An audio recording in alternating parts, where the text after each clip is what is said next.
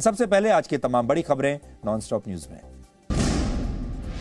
किसानों पर हरियाणा में दर्ज मुकदमों की वापसी समेत कई मुद्दों पर गुरनाम सिंह चढ़ूनी समेत कई किसान नेताओं ने आज हरियाणा के मुख्यमंत्री मनोहर लाल से मुलाकात की। कृषि कानून वापस लिए जाने के बाद सीएम की तरफ से किसानों से बातचीत की पहल की गई थी।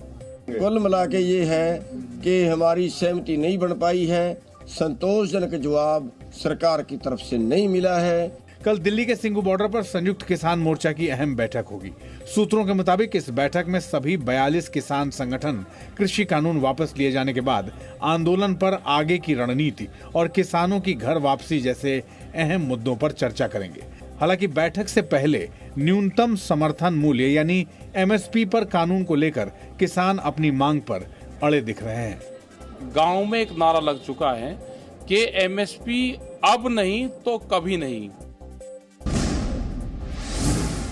किसान आंदोलन के दौरान जान गंवाने वाले किसानों के मुआवजे को लेकर कांग्रेस ने केंद्र सरकार पर सवाल उठाए हैं।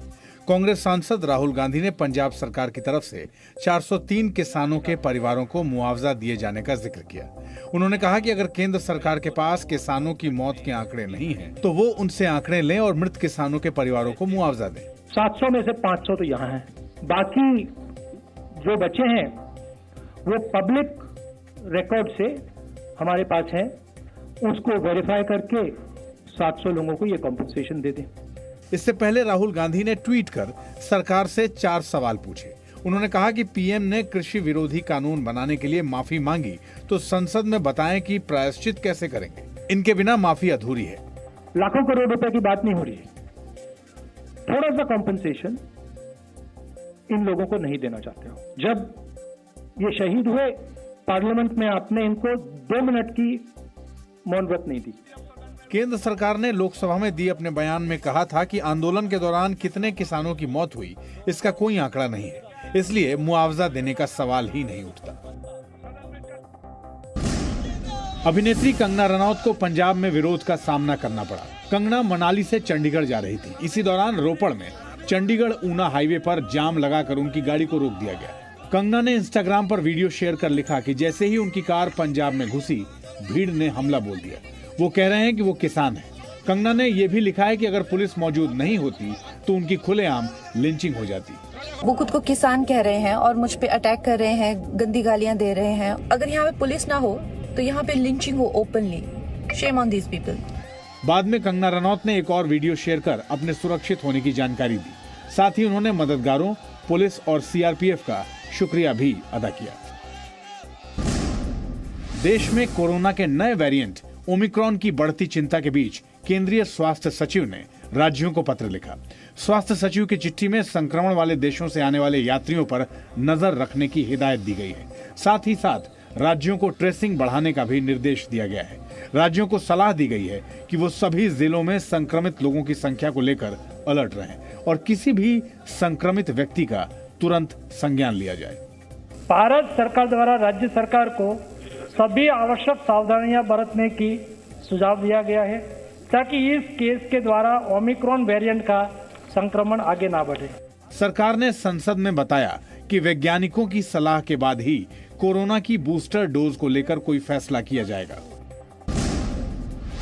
दिल्ली एनसीआर में बढ़ते प्रदूषण को लेकर सुप्रीम कोर्ट में एक बार फिर सुनवाई हुई। इस दौरान सुप्रीम कोर्ट ने कहा कि 2 दिसंबर को दिए गए निर्देशों का पालन करना होगा। सुप्रीम कोर्ट ने दिल्ली सरकार को 20 से ज्यादा कोविड अस्पतालों के निर्माण की अनुमति भी दी। हालांकि दिल्ली में ट्रकों की एंट्री पर रोक जारी रहेगी। सुप्रीम कोर्ट में सुनवाई के दौरान केंद्र सरकार की ओर से हलफनामा दाखिल कर प्रदूषण को लेकर टास्क फोर्स गठित करने की जानकारी दी गई। केंद्र की ओर से बताया गया कि इन्फोर्समेंट टास्क फोर्स और फ्लाइंग स्क्वाड का गठन किया गया है, जो प्रदूषण फैलाने वालों पर कार्रवाई करेगा। टास्क फोर्स को सजा देने का भी अधिकार दिया गया है। दिल्ली के पर्यावरण मंत्री गोपाल राय ने प्रदूषण नियंत्रण को लेकर केंद्र को एक बार फिर चिट्ठी लिखी। इन सारे प्रयासों के बावजूद प्रदूषण के स्तर में जो ठहराव है, इसे कम करने के लिए सभी राज्य के मंत्रियों की एक्सपर्ट्स के साथ एक मीटिंग बुलाई जाए तुरंत, इमरजेंसी। वहीं प्रदूषण की वजह से हरियाणा में गुरुग्राम, सोनीपत, फरीदाबाद, झज्जर में सभी स्कूल बंद कर दिए गए हैं। कंस्ट्रक्शन का काम और डीजल वाले जेनसेट्स पर भी रोक लगा दी गई है। दिल्ली में भी अगले आदेश तक स्कूल बंद रखे गए हैं। बंगाल की खाड़ी के ऊपर बना हवा का तीव्र दबाव चक्रवाती तूफान में बदल गया है, जिससे जवाद नाम दिया गया है। मौसम विभाग के मुताबिक तूफान जवाद कल उत्तरी आंध्र प्रदेश और दक्षिणी ओडिशा तक पहुंच सकता है।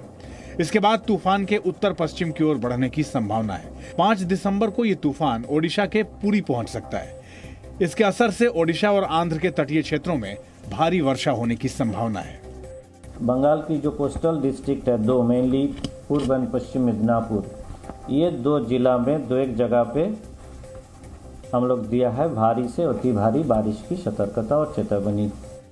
किसी भी आपात स्थिति से निपटने के लिए एनडीआरएफ की 64 टीमें तैनात की गई हैं।